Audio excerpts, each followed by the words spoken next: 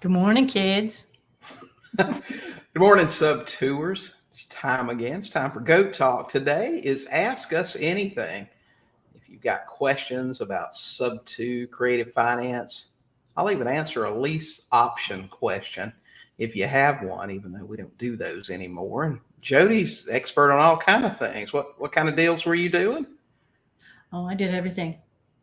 No, I didn't do everything. I did short sales and some. I did some REOs. I did some other stuff. I stayed away from that sub two stuff at first. There you go. Well, yeah, stealing houses, right? Okay, guys. Oh, We're going to get started, so we'll be back in 45 seconds.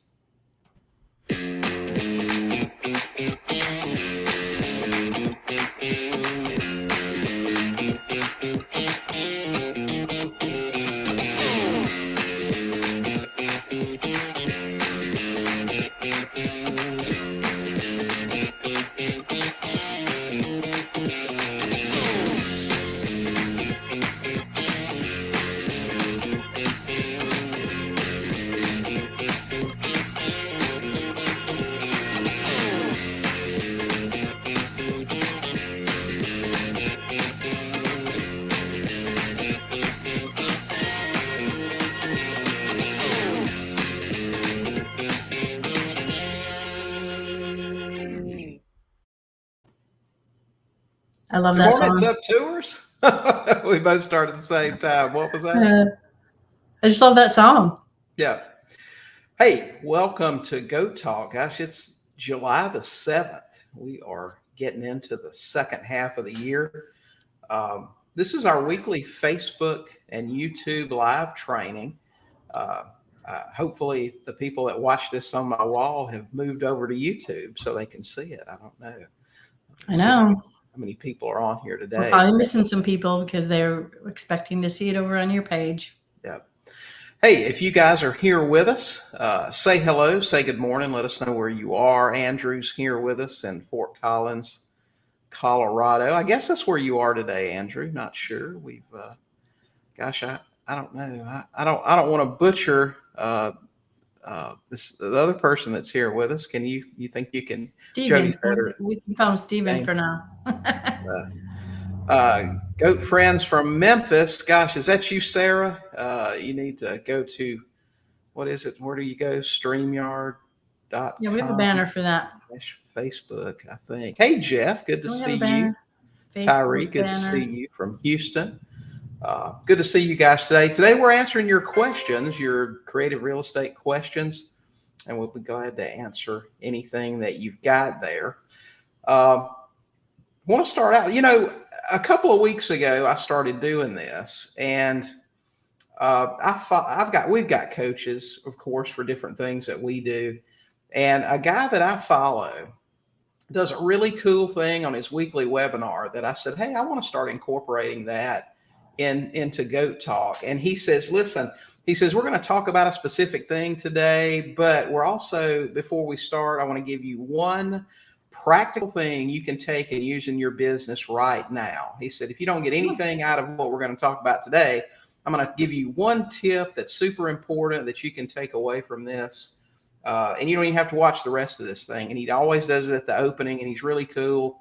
And today, what I want to give you guys a tip on is foreclosures. Now, one of the things we're going to, what's that? What's the tip? Well, here's the tip. When you're dealing with foreclosures, and everybody talks about pulling lists and doing this and doing that, and because we're all so technically oriented now, we all want everything that's push button and stick it in the microwave and it all works. And that's great. There are a lot of things that make our life easier. PropStream is great. We love it. We use it every single day, and I can't imagine not having it. But if you're pulling your list from PropStream, you're going to miss some things, and that's not necessarily PropStream's fault.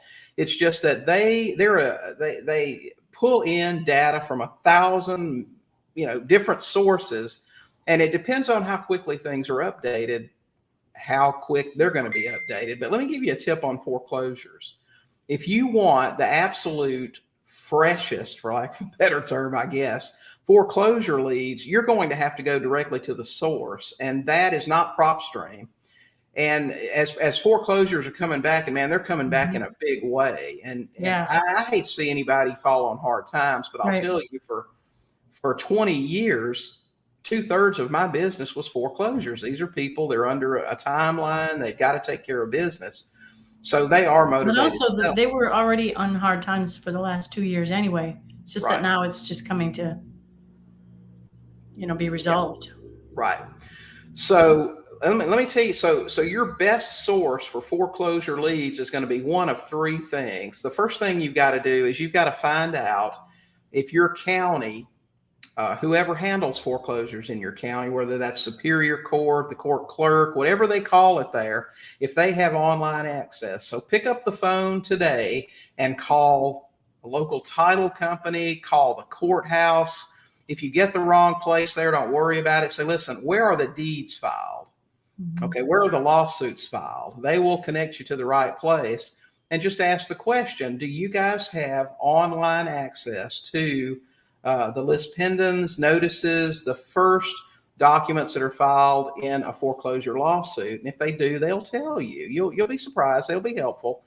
It And might if take you they 5 or 6 phone calls to find the right right, place, but exactly. And if they don't, if they say, hey, we don't do that here, that's not how it works, or we just don't have anything online, then your next step is to go to the largest newspaper in your county or find out if there's a legal newspaper in your county. Because that somewhere there's got to be public notice made of that foreclosure lawsuit. So do that. If you want to go after foreclosures, if you want to be the first one knocking on their door or making contact with them or picking up the phone, don't pull that list. Okay. And we actually tested this, Jodi yeah. and I did, as we start to market to foreclosures again, because, the time's now to get it done.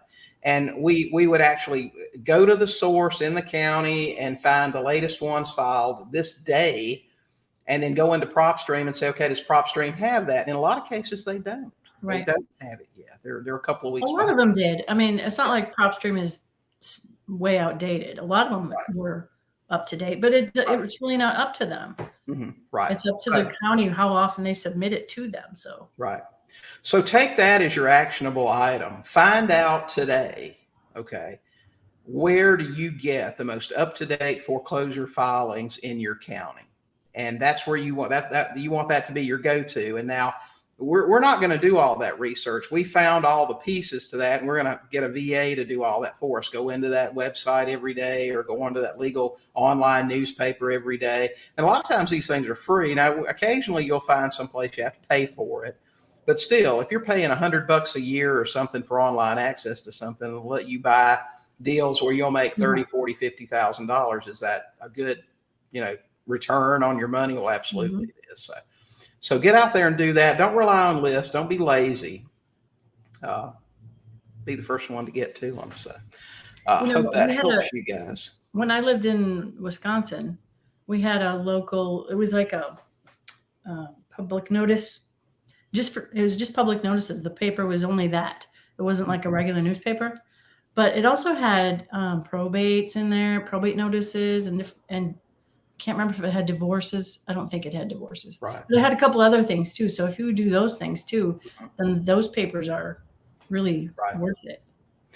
But these legal newspapers, a lot of them, they'll publish 7 days a week. In fact, one of the markets that we were doing the research on, we found the legal newspaper, and it publishes 7 days a week. So every day, the absolute newest ones are on there. So that's what you want to be doing. Okay, let's see. We've got on to Andrew said, hey, I made it to the YouTube side. Good for you. Tyree said, finally. Yeah. Gosh, we're starting with some questions here. Let's see. Tyree asked a question, said, do you need land trust for doing lease options? Well, Tyree, my advice would be, if you own that property that you're doing the lease option on, if what you're saying is the lease option is your exit on a property that you already own, that you either bought for cash or got a bank loan or bought it sub-2, you should be holding everything you own in a land trust. If you're doing sandwich lease options, well, your owner, the person that you're lease optioning from holds title the way they want to. So that might be a trick, getting them to put the house into a trust. But if you own real estate, period, I absolutely believe that you should be using lease options. But that's just my opinion, for what that's worth. Let's see. Who else have we got in here? We got Margie in Houston. Good to see you. Carol from Dallas. Good to see you. I had to turn on the ceiling fan. Okay. Let's see, space here. So, I found a new room that has a little better background view for, doing videos, and it can close the door so we don't have feedback and stuff, but it's warm in here. So I had to get the ceiling fan going. Right. Vincent, good morning, Tingles. Don't have time to watch the moment. Just moved to North Houston, Texas from Southern California. Good move. Probably a lot better for investing too. Yeah. Okay, good. Good to see you, Vincent. You want to replay? Yeah, you can do that. Okay, I just renewed my newspaper ad for 3 months. Well, how's that working for you?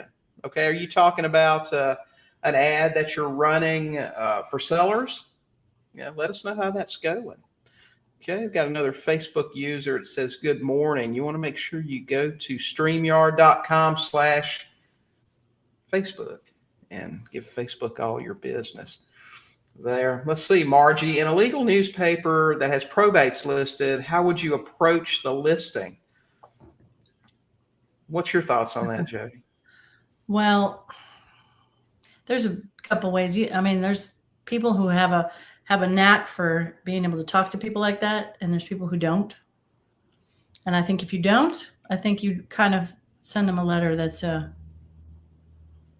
not probate specific, just like you accidentally sent them a We Buy Houses letter or something, something like that. But I don't know. I'm not sure I know how to do that either. I've called sellers that I think it was just a vacant house one time that I called, and it happened to be basically a probate. Their son had died or whatever, and the house was vacant. And oh my gosh, did I ever get screamed at? So I didn't know he died. So I wasn't targeting probate, but apparently other people had, and she was tired of it. Mm-hmm. So I don't know. I think it's sometimes just safer to kind of have a generic letter or something go to them. Right. I've always been a little bit afraid of probate, I guess just because of that kind of situation. Foreclosures don't bother me too much. I don't really know why, but it just seems like probate is just so much more sensitive. And I think you can get really, really good deals from it, though. Yeah. I know, we had Sharon Vornholt on, and she does killer deals in probate. And every time I have her on, I'm like, maybe I should try that, but then I don't. So then I kind of lose my enthusiasm for it. But I knew a guy. No, go ahead.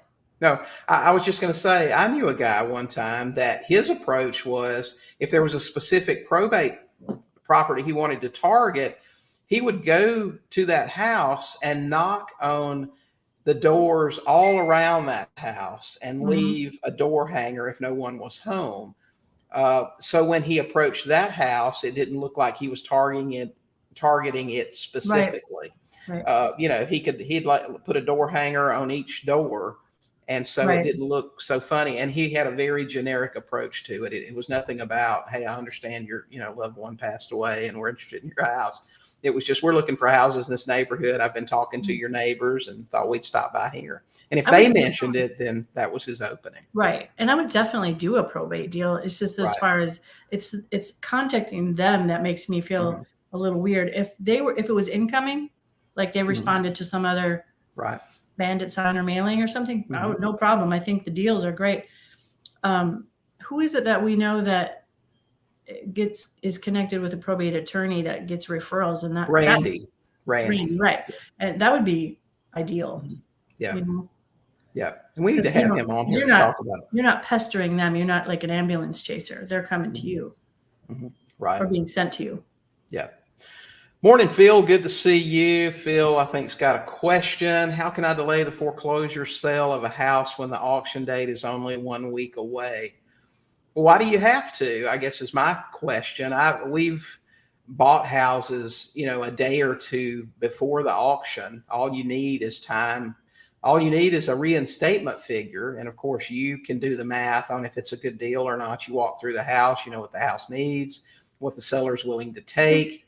I think Phil should come on and talk about it with us. Phil should come in and talk to us about He'll it. go in the Max group and log in here and come in. Let me just give him this.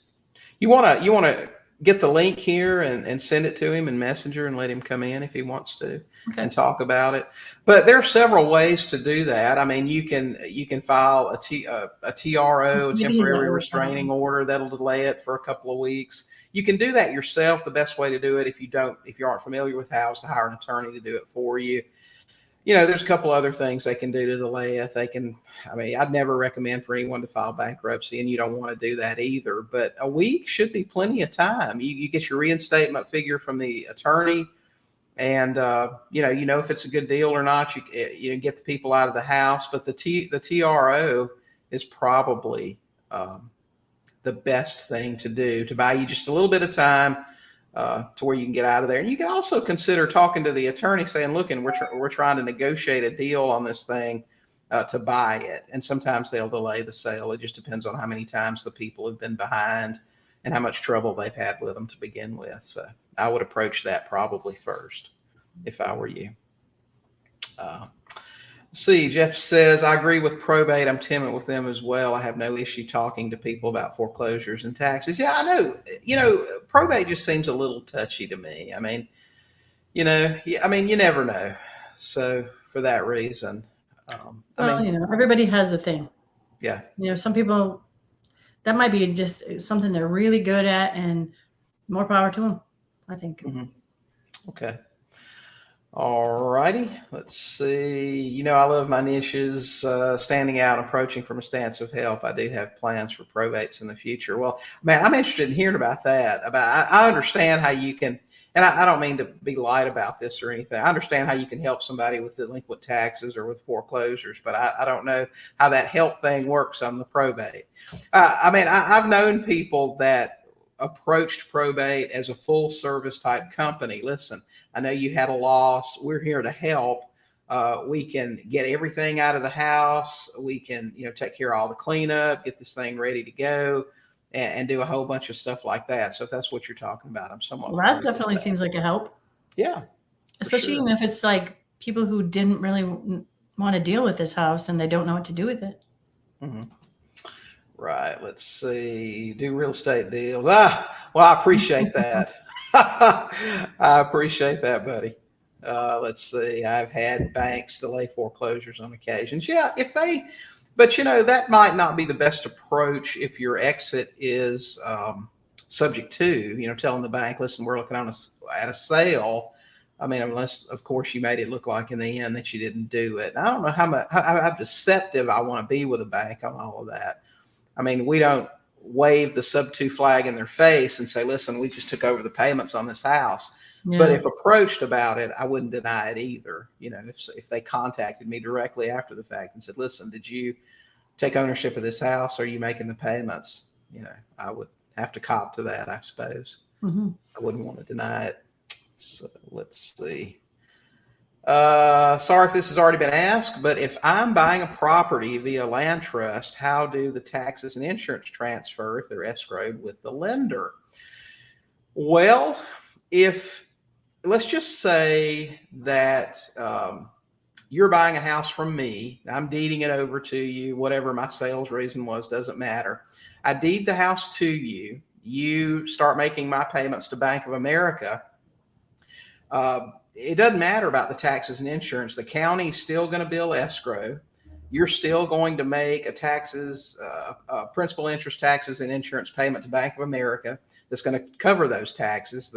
Like I said, the county's going to bill the mortgage company for those every year. You are going to change the insurance to your own and have your insurance company bill escrow as well. And we talk about that in depth on how to handle insurance. We have a podcast for that. And we also have an article over at sub2deals.com to explain that. Nothing's going to change with that at all.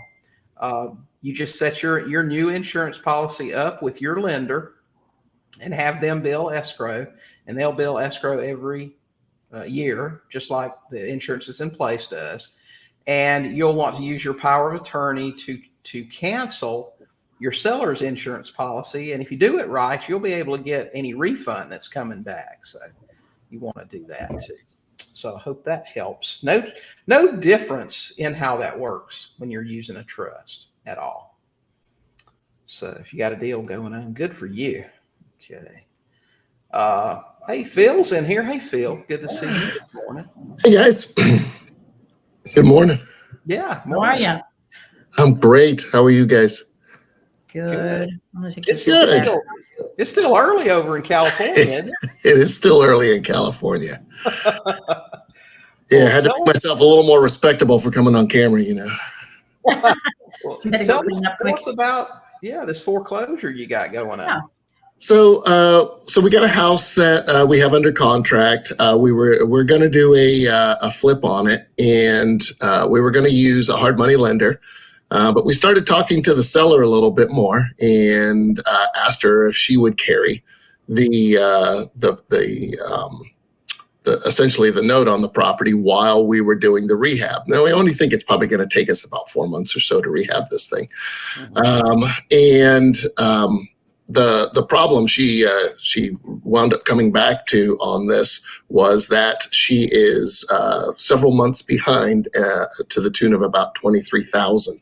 And so what we were trying to do was to find out how we could possibly delay this sale long enough for us to do the fix and flip on it. So I don't know if that's even a possibility for that period of time.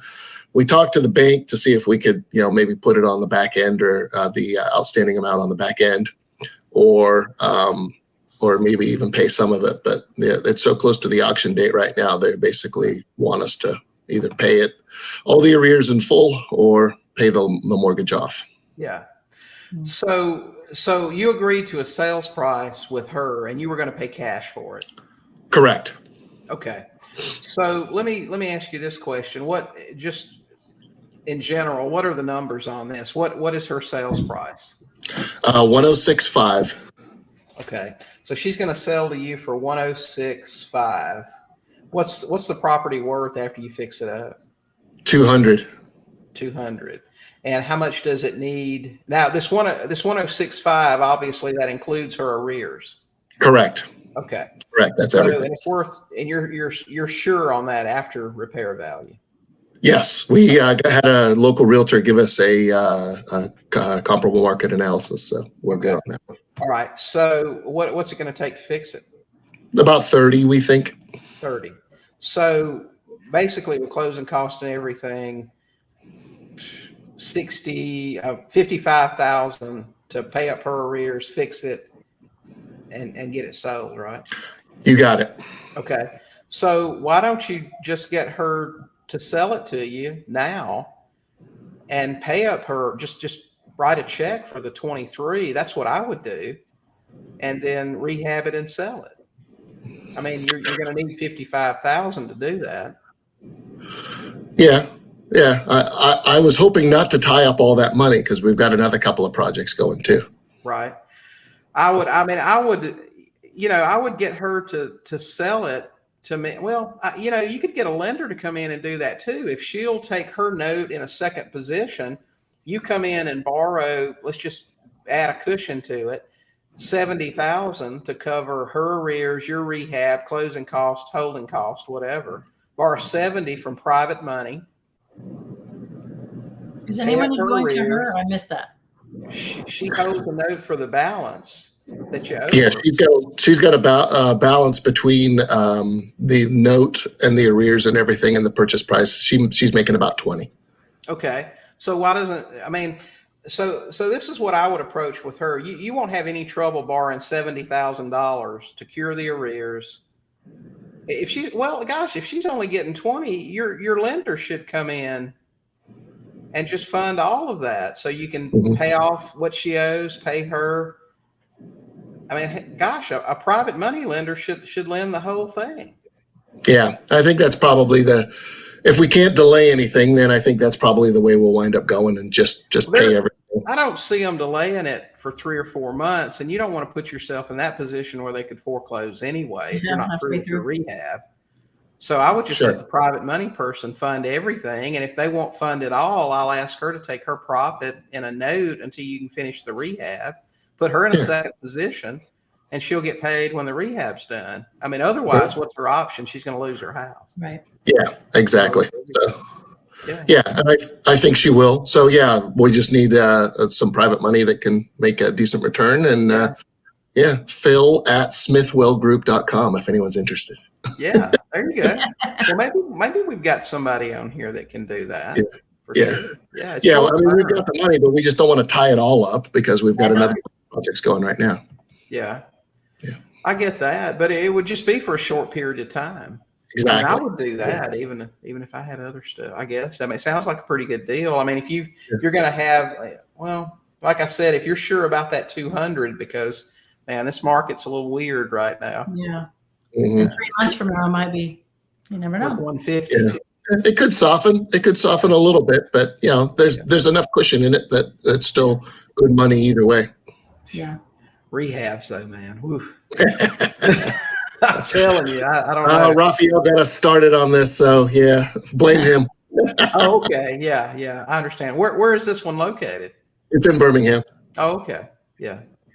I got you. So, I mean, she could do some other stuff. She could file a temporary, order on it, or, I mean, and buy a little bit of time. No, I wouldn't risk that for a rehab though. That's too long. You might lose a contractor or material shortage or something. Yeah. How long do those temporary restraining orders usually last? It depends on the lender.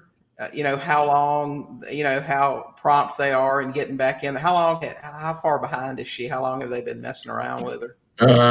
I'm not positive on that one.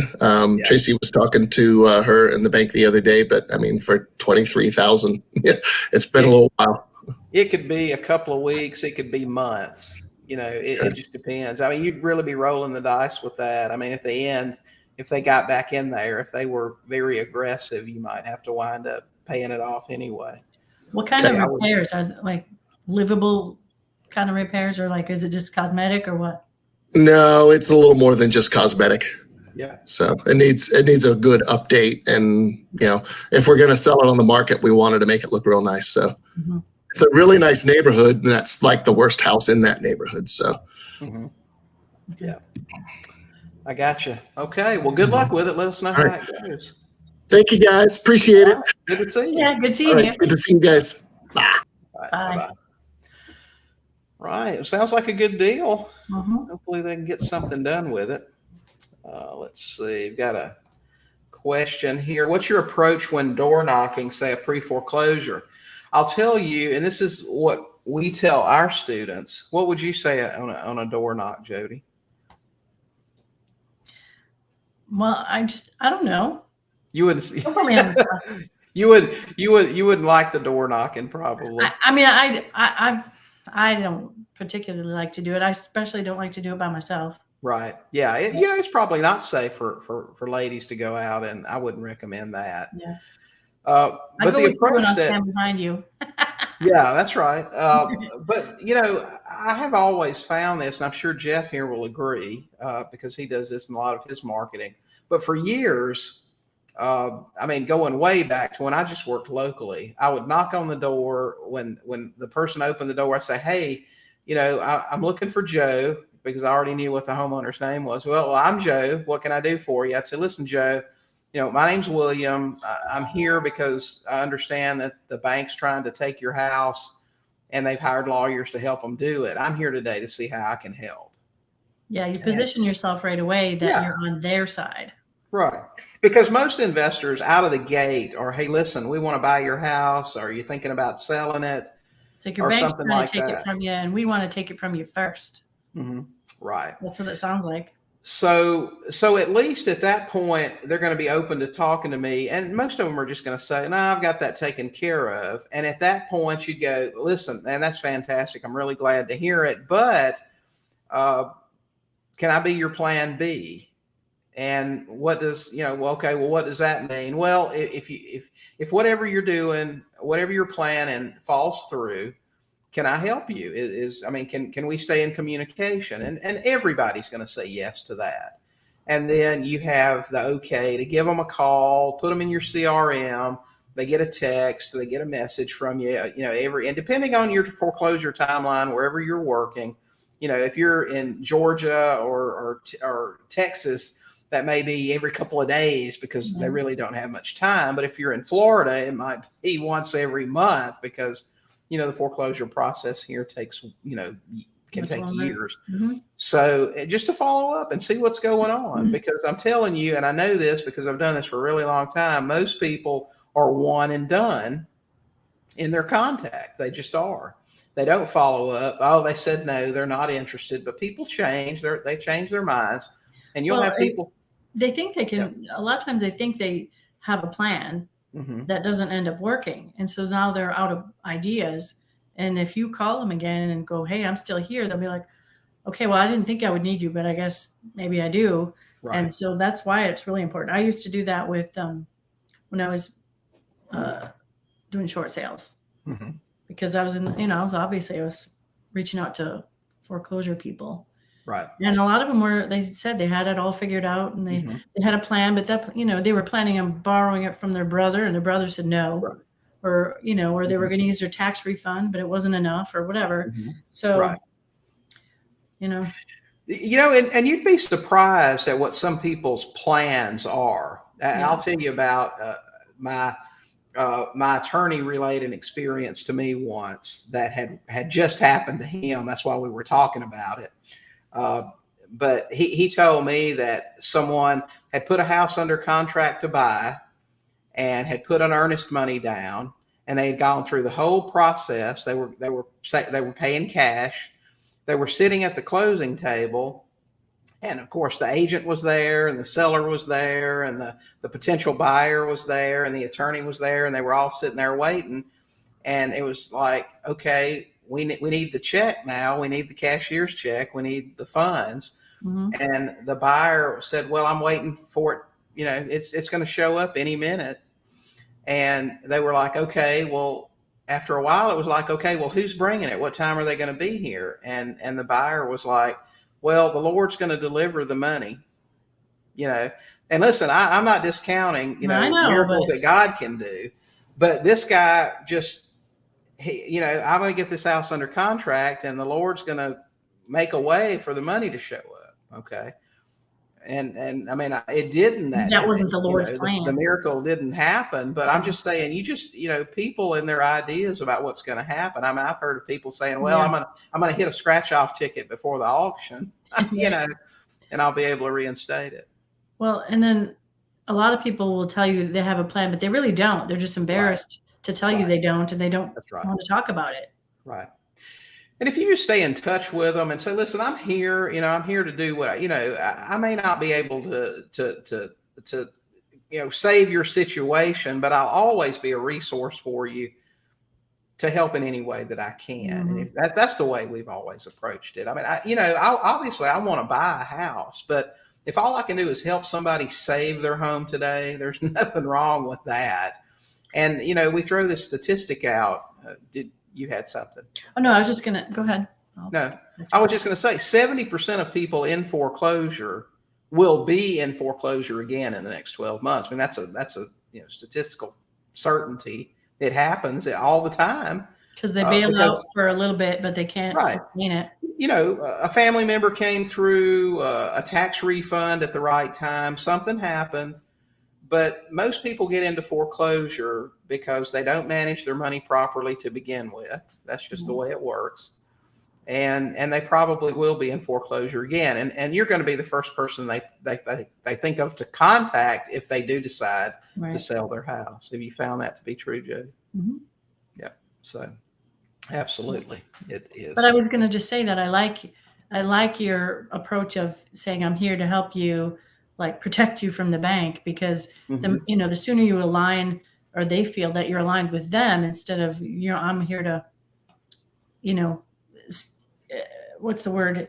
intercede and like get in here before the bank gets it from you, and I want to get it from you first, then you're just another like Right. enemy.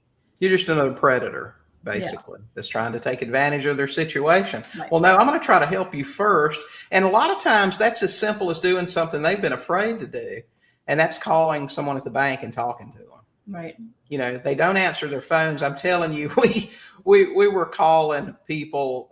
It's been a little while ago now, but this guy's voicemail, you remember this, this guy's voicemail actually said, hey, if you're calling because I owe you money, I'll pay you when I can. You know, he wasn't answering his phone.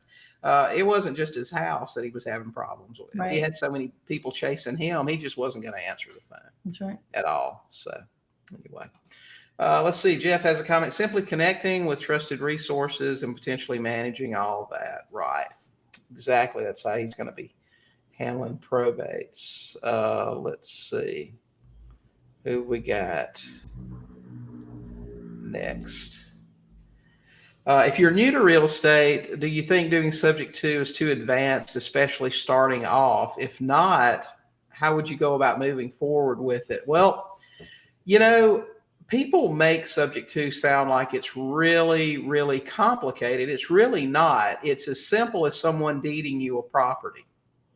And if you own a house, okay, you can deed it to whoever you want to. You could deed it to a stranger on the street and they'd have ownership of the property. Now, would they pay for it? Well, I don't know. Those details are the things that make it as complicated as it is. It's not complicated. I avoided it too, because for one, I thought it was advanced, but I also thought nobody would do it. I thought nobody would deed a house and keep a mortgage in their name. I just thought nobody would do it.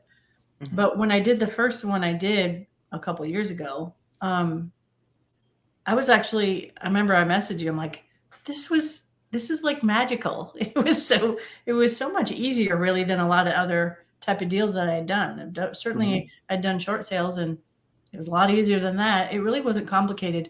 I don't think it's just I just don't think you can go do it blindly. I mean, you need to know some things, but it's not complicated really at all. Right. Right. Of course, and you know, certain deals can be, but you know, just in general, it's not. I think the key, if you're new and if you're uncertain, let me give you an idea. I had been investing, gosh, I had bought probably 4 or 5 houses when I did my first sub-2 deal. And you talk about somebody who didn't know anything. The seller of this house actually helped me fill out the paperwork. I mean, I remember doing it on his counter. It was crazy. I had never done it before, but I wasn't going to let that stop me. And we did some stuff incorrectly. I did the deed wrong. Thankfully, I had a good attorney that straightened out things later. I think the key, if you're new, is to have someone who knows what they're doing that you can ask questions. And that may be a coach that you pay. It may be someone local to you that's already doing it, that's open to answering questions for you. It can be a lot of different things, but you need someone, if you're not experienced, that you can say, okay, what do I do now? What do I do now? What do I do now? Just someone that you can bounce those questions off of. I didn't know what to do, and I had a coach. Yeah. And I don't know if people know all that, but anyway, I had a coach, and I just asked, really, it was just a few questions. That's right. Just a few questions that I had that was like, I mean, I'd done other deals. So, I mean, I had a general knowledge of real estate, but the sub-2, what do you call them? Like the little, I can't think of nuances. Yeah. I didn't know what to do about some of those things. And they were actually pretty simple questions and had pretty simple answers. I didn't know them, but I mean, it wasn't like I had to take a big old, day to learn it. It was really simple. But I mean, Jodi did everything pretty much on her first sub-2 herself. She drafted her own deed. She filed it at the courthouse. She took over the payments. I mean, she self-closed it, her first one, and then retailed it and sold it a couple of months later and made $24,000 and really gave away a lot of money in the process. I did. I didn't have it all figured out, but right. I mean, she could have made more, but it was her first sub-2. It was new for her. And my advice to her as her coach at the time was the first solid offer she had. She needed to take it, get it closed, get that money in the bank, and then learn more for next time.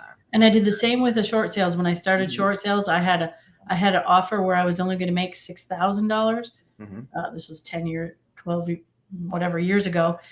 And my other coach, my short sale coach, said, I was like, should I hold out for a better offer? And he's like, take it and close it. It's going to do so many things for you. It's going to give you a bunch of confidence, first of all, that you did a deal. It's going to have a little money in your bank account that you can use for marketing and whatever for the next deal. Right. And there's always more deals. You can get a home run next time. Just complete it. Yep, for sure. And also, if you don't take it, you might not get a better offer. Who knows what could happen? The market could change, whatever. You might not get a better offer. You might get a worse offer. So just take the money and run. Money in the bank. Yeah. Okay. Until you got a bunch of money in the bank and you can afford to wait for the better offer. But getting started with it, no. If you're new to it, if you know just a little bit about real estate, the key though there is just to have someone that you can ask questions that'll answer them for you and get you steered in the right direction. I think we've had a couple different students that hadn't done any deals before, sub 2 deals. Right. And we just walked them through the process. Okay. Get it under contract. The numbers work. Get it under contract. We'll tell you what to do next. And we just told them step by step what to do. It's not complicated. You can do it with just a deed. I don't recommend that. There's some other documents that help you. The power of attorney can be important, but people have been doing it with just a deed, and if that's what you want to do, if you're a risk taker, hey. Right. I just wouldn't do it without some help. Yeah, from somebody who knows what they're doing. Yeah. And the main reason is not that you'll make a mistake on your deal. The main reason is a component of this is the seller's credit that is at risk if you screw things up. And you don't want to be responsible for tanking somebody else's credit or putting them into a foreclosure situation. You don't ever want to do that. So you got to think about more than just protecting yourself. If you make a mistake, you've got somebody else in the mix. Really early, before I did any deals ever, I knew an investor that did a bunch of sub 2 deals in Wisconsin. And I'm trying to remember if that was like in 08. I think it probably was, now that I think about it. And they all went down the tubes. He had to pretty much leave town, because he left all those sellers in the lurch. Okay, Carol, an example from Phil, how did you calculate closing cost? I figure to close most any real estate deal, just the closing cost, it's just a ballpark figure, Carol. You figure it's going to cost you with an attorney, depending on the state you're in, transfer taxes, things like that. It's going to cost you anywhere from $1,000 to maybe $5,000. It just depends. So we just throw a ballpark number out there with a cushion. That's why I said, borrow a little bit extra in case something's off. So real estate closing costs will really vary. Sub 2 deals, if we close with an attorney, we're going to pay $1,000 to $1,500 to get them closed. If we close them ourselves, do a kitchen table closing, we're going to pay maybe $500 between the notary and some other things. So really, it's just a ballpark figure, and it's just based on 23 years. When I closed on mine, it was $29. Yeah, $29, and that's to file the deed, basically. Yeah. And I had a free notary, so. Right. Jeff said, I think it would be great to door knock as a male-female team. I agree. I'll tell you, when it comes to calling, I think women have a big advantage. I don't think they get jumped on or chewed, out as often as guys. Yeah, it's hard to be mean to a girl. It's just hard to do. So yeah, I agree. Always have a leave behind of some sort. You bet. You bet. Gosh, we got a bunch of questions. We better get going on these, or we're gonna. Let's see. Kelly says, "Hey, William. Hey, Kelly. How are you doing? What CRM do you like best?" Well, I'll tell you, we've rolled with REI Black Book for a long time, but one of our students has come out with a CRM, Allie. And I don't know if she's on here or not. Maybe if she's not on here, maybe Corey's on here. Huh? I haven't seen her comment. Okay. Today. But we're switching over to hers right now. And I mean, everything looks like it's going to be great. We've got some of our students already using it. They say they like it a lot. And we'll put a link to that in this in the show notes here, so you guys can go check it out. But she's really cool, and we like her, and I think we're gonna. She's really helpful. Like she really is. Yeah, they're good people. Customer service is really good. Jeff says, I found foreclosure prospects have the highest level of denial. So often they wait until the last minute. You bet. And that's why it's really important to know how to handle last minute foreclosures. And we've actually got an article on that at sub2deals.com. So go over there and read it. I'll tell you how to take care of a foreclosure at the last minute. And there's several things that you need to have in place, but you can do it. Would it be a bad idea to wait until the auction is scheduled 2 weeks out? I wouldn't. In Georgia and in Texas, you only have 4 weeks from the date of the first publication. I mean, you don't have a lot of time. So I would contact them first and often if I were you. I wouldn't wait until the last minute. If there was a big timeline, some people say in states like Florida, oh, don't get in a hurry. It takes a year or two. Well, I don't agree with that. That gives you all that time to develop that relationship. Mm-hmm. Don't you agree? Yes. I wouldn't waste any of the time you have. Right. I mean, I want the first notice. I want to be the first one talking to them and the last one talking to them. And the whole time through. For lease option assignments, is creating a brochure website necessary for tenant buyers and sellers to get the deal done? I have never done a lease option assignment, Tyree. And I don't understand how they work. You just collect the down payment and you connect a buyer and a seller. I don't know how close to brokering without a license that gets. I'm sure there are some documents or some ways that you get around that stuff. I don't really know. But having a brochure or a website is always, always going to be a credibility builder.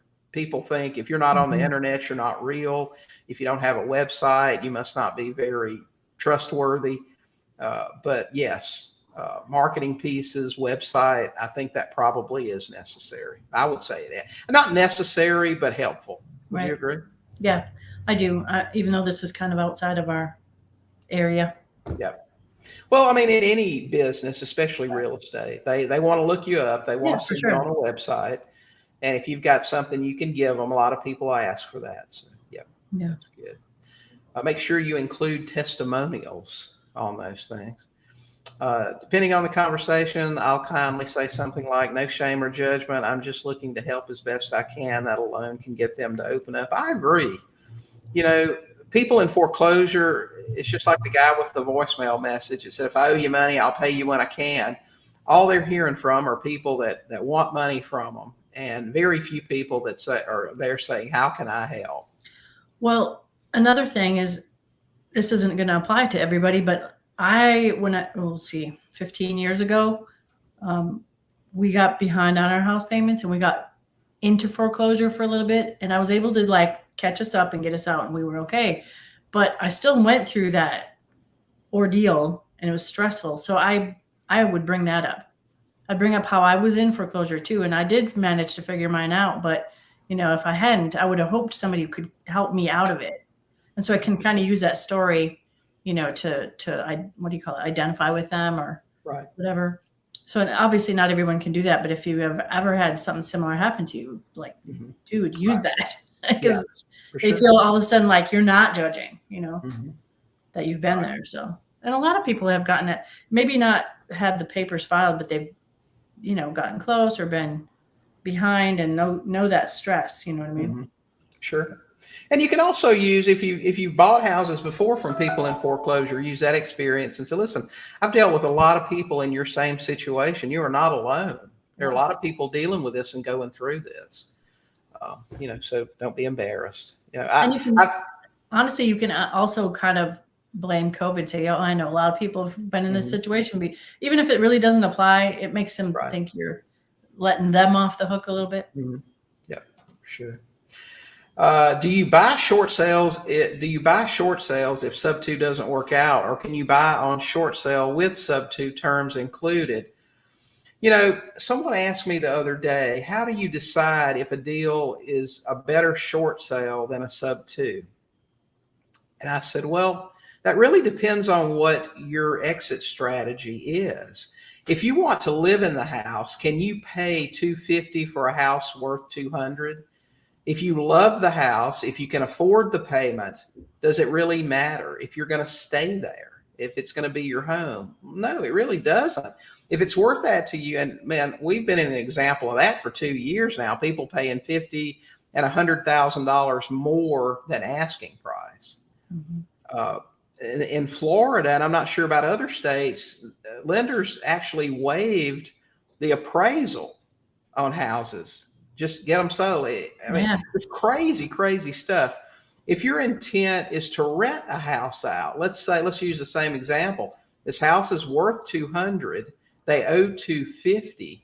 Let's say if the market tanks right now, and you see these scenarios, but the payment is $900 a month, and the house will rent for $18. If your intent is to hold it as a rental, can you still buy that house? Will it still make sense as a sub 2?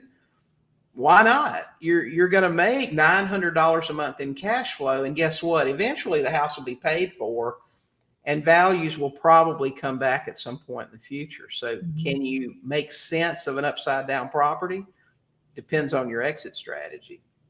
As far as how to do a short sale instead of a sub 2, how would you know when to do that? If you're like us and you're not interested in rentals and you're not buying 20 houses a year to live in, you just want to sell with seller financing. Now that model will not work with an upside down house. Yes, that would be a candidate for a short sale.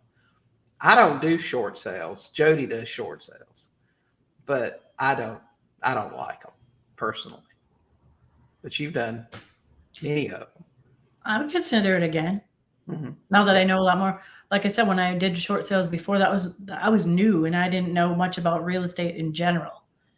So I know a lot more now. And so now when I hear things about short sales, it's like, oh, that seems a lot easier than I originally thought. Right. So now, I would try it. We had David Randolph on a couple of weeks ago on Goat Talk After Dark. You should go back and watch that. He talked in depth about short sales and how they work. And so I'd go back and take a look at that one with David. Let's see. Matt says, always make it complicated. Man, a lot of us do that for a lot of different things, for sure.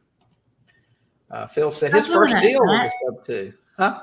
I said, well, stop doing that, Matt. Yeah, I know, man. I do it all the time. I make things more complicated than it has to be. Let's see. Kayla, would you both quit claim the deed and become a limited POA? I'm not really sure what that means. Would you both quit claim the deed and become a limited power of attorney? I'm not sure. You're going to have to tell me a little bit more about that. Would you do both? The paperwork and what to do next are the things that bother me the most, for sure. Well, I'll tell you, Mighty Savage, we're, and those are the details, and I understand that. And like I said, when I first got started, my first one, I totally screwed it up, and it was still okay. The key things that you want to make sure are right are going to be the deed and that limited power of attorney. You absolutely want to. The rest of them are just standard closing documents, your HUD, your bill of sale, seller's disclosures, so they understand what's going on in the process. But I'll tell you, if you, again, having someone that can explain those things to you and what you need to do, that's going to be critical to you if you're first getting started. So I'm going to jump to his next question too. Okay. I guess I would need an outline of the steps and who to go to for what. Okay. Well, I'll tell you, I don't do a bunch of self-promotion, but we offer a course that you can get at sub2university.com. I think we've got a banner for that if my lovely producer wants to. I would definitely, even if it's not our course, I would definitely have some kind of course. I mean, there's just enough that you don't know that you should know. The course I put together will step you through the process from start to finish, how to do it, Am I how to, putting it? fill out the paperwork. I'm sorry. Is that the banner you wanted up? Yeah, that's good. And you can get it there if you want to take a look at it. And if you want to look at somebody else's, doesn't hurt my feelings. Just get some education. It hurts my feelings. Know what you're doing. Okay. Let's Just see. kidding. Just kidding. You don't use any wild long contracts. No, I don't. My contract's one page. It's very simple. It's just got the important stuff in it. So I'm not worried about every little thing that possibly could happen. I'm worried about the things that are most likely to happen. And I don't try to scare people with a bunch of 25-page contracts like realtors do. What about doing these in a land trust during those sub-2 transactions? I hear that some lenders may call a mortgage due. Well, the first thing you need to know is that using a land trust does not prevent you from violating the due on sale clause. Okay. If Joe deeds you his property and it's not because of a death or inheritance or estate planning or a few other things, you have violated the due on sale clause. Now, will the lender call the loan due? I would say, and I don't have the statistics to back this up, but I would say your chances of being in a car accident are probably greater than the lender calling the loan due. They really just want to get paid. If you pay them every month and you handle the insurance properly, I'll just tell you this. I've done this for 23 years. I've taken hundreds and hundreds of properties subject to big banks, small banks, everything else. And I've never had a loan call due. So because the clause says they have the option to do it. Right. Not the option, not the obligation. A bigger thing for you to worry about is your tenant going to pay you? Is your seller finance buyer going to pay you? Will lightning strike the house? Will you have an insurance claim? Those are bigger worries for you than the due on sale clause for sure. Okay. We got to clip along. We got a lot of questions left. Yeah. Okay. So this was Corey. Allie's on a client call at the moment. Maybe she'll jump in here.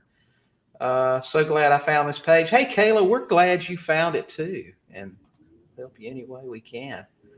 Christopher, how do you handle it when they're wanting to go with bankruptcy, even though the failure rate for that is very high? Well, if you're talking about people to delay a foreclosure, I would never, ever suggest that to a seller, even in a joking way. I would never want to be responsible for somebody filing bankruptcy. You would never suggest that they do it or that they don't? I would never suggest that they do it, ever. That's not a suggestion. If they want to, I think he's saying if they're planning to do it, which I'm not sure how they would know to do that, but if they're saying it, would you talk them out of it? I wouldn't talk them out of it. I mean, I'm not, in charge of handling all of their affairs. I may point out to them that them filing bankruptcy just to stall that foreclosure is going to be a short-term fix. Mm-hmm. And it's not going to be a permanent fix for it. Yeah. But in the end, that's their decision. They have to decide what's best for them. I have a wonderful program for probate, absent, vacant, everything. Been doing real estate for 26 years. I went through a whole bunch of personal stuff and now found myself not calling or doing anything.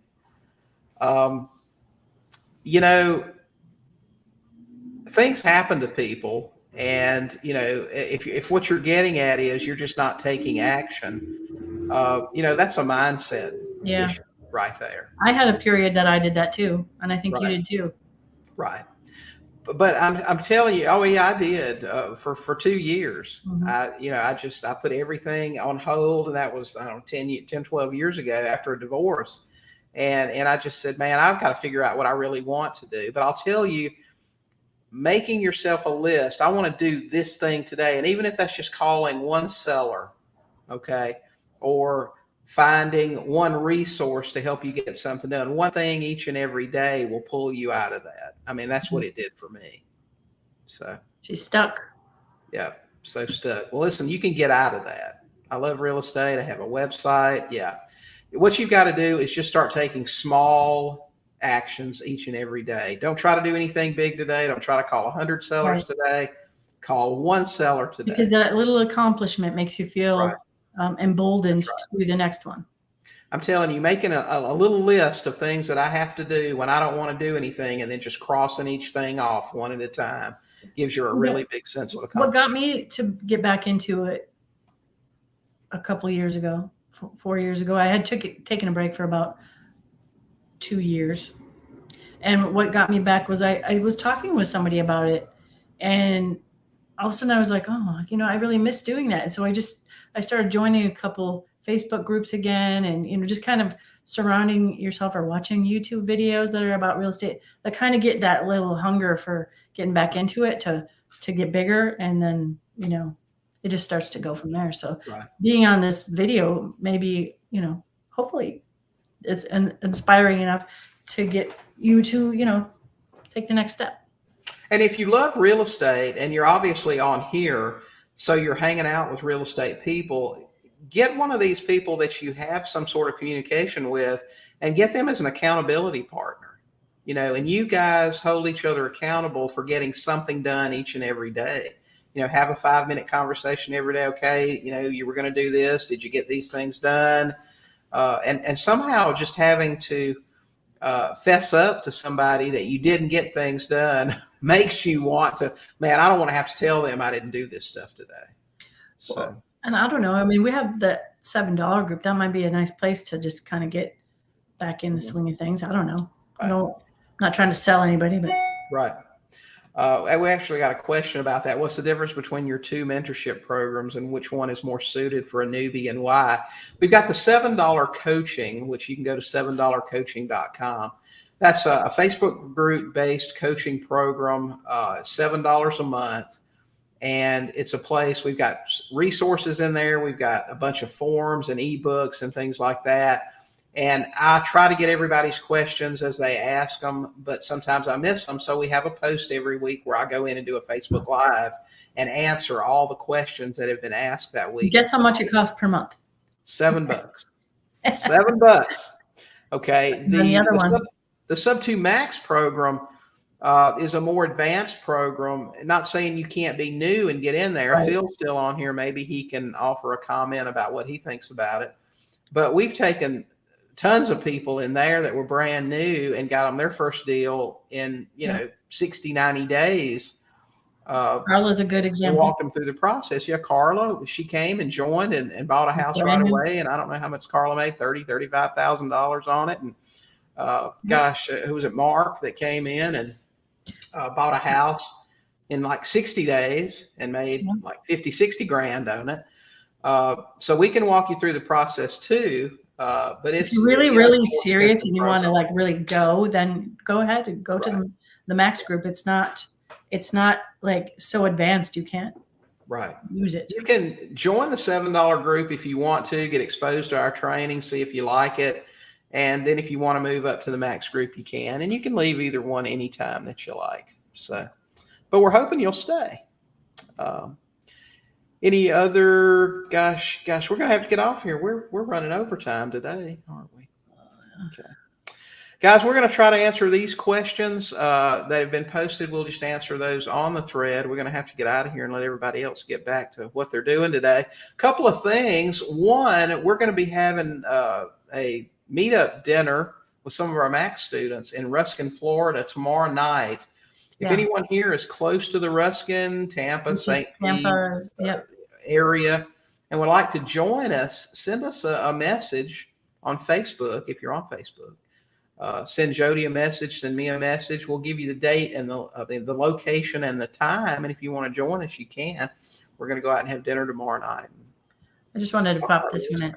Oops, what happened there?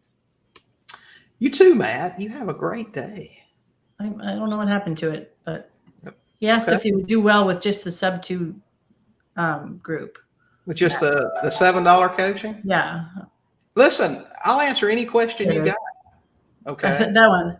I was going to say Sub 2 course, I think. The Sub 2 course? Listen, we've had students tell us, I learned how to do Sub 2 just listening to your podcast. Absolutely, Matt. Matt, you've been following me a long time. I wouldn't steer you wrong. Well, remember when Jessica carried it around like a purse? She said, it was Yeah, like, Jessica's one of our students. She said my husband started calling it my purse. I she carried took it with me everywhere. everywhere I went, and those guys have bought a ton of houses too, so they've Right. done really well. I may be a little bit partial. I think it's the best one out there. So, anyway. I mean, I have to be partial too, but I mean, I got it before we were dating or anything, and I had it, and it is really good. It is really good. Listen, That's Jodi my went out partial. and got her first deal and self-closed it and everything. Mm-hmm. She didn't even close in a title company, and she made money. So I asked a few questions and got some help from him, and then he's like, "Hey, yeah, that's right. I said, hey, let's talk about he something doesn't do else." that with everybody, just so you know. That's for sure. Okay, guys, that's it. We're going to be back next week, and I hope you guys have a fantastic week and talk to some sellers. Yeah, Because that's what you got to do first. You got to talk to some sellers, and then you'll buy some houses. Right? All right. You guys have a great day. We'll talk to you next time. See you guys.